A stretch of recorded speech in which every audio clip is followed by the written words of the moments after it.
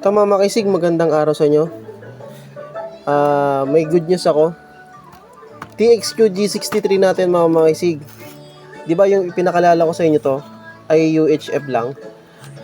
Ito mga makisig, G63 natin, pwede nating i-program sa VHF. Yes mga makisig, tama po kayo sa narinig nyo. UHF, pwede natin i-program sa VHF.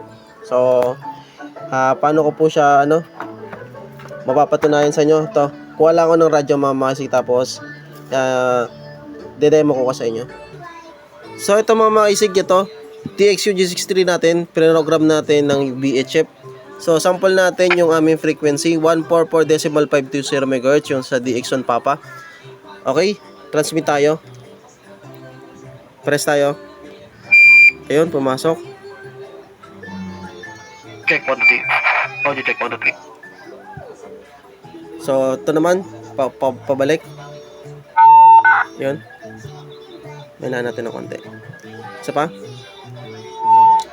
Check 1 2 3. Audio. Taksan natin. Okay, isa pa. 1 2 3. Audio check 1 2 3. Yun, alright. So parang may narinig ako. Transmit tayo kung ano copy sa kanya. Permission automatic. Any station po.